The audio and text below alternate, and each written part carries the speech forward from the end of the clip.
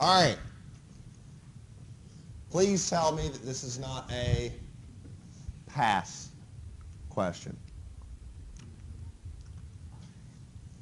Now, there's two ways of doing this, and we're going to do it both ways because I feel that we should. Who has not had differential equations in here? Good, that's what I like to see. All right, so, oh, don't even. First thing we're going to do is solve it for real. Characteristic. So remember, second derivatives become r squared minus first derivatives become r plus the function's just the number, right? So r minus 4, r minus 4. And I get r is 4, but that's a double root. So when you have a double root, you have a constant times an exponential plus a constant times an exponential. But anytime you have another root, you have to add an x there. So if you wanted, you could factor it out and then just say C1 plus C2x.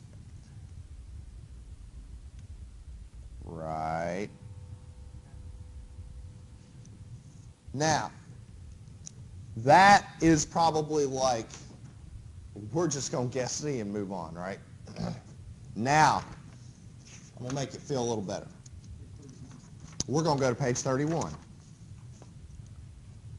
Now,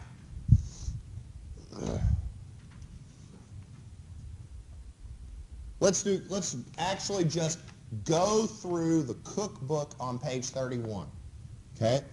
So I'm at the bottom of the left column. Second order, linear, homogeneous, differential equations with constant coefficients. I know that's a mouthful, but an equation with the form of y double prime plus ay prime plus by equals 0. That fits this, right? I'm on page 31. All right. Okay, can be solved by the method of undetermined coefficients. So we form our characteristic equation that you saw right there, but let's ignore all that, okay? I want to look at the top right column. What's A in this equation?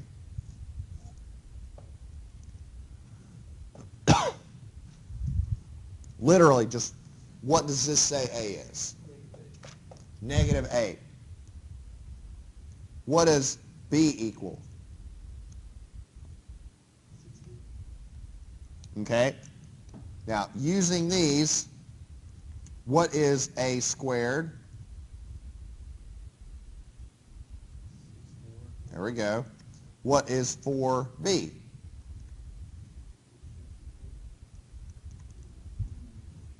What does it say? If A squared equals 4B, the solution is of the form y equals C1 plus C2 times e to the 4x. And how do you get R1? Literally, just solve the roots. Hey YouTube, thanks for watching. Click below and subscribe.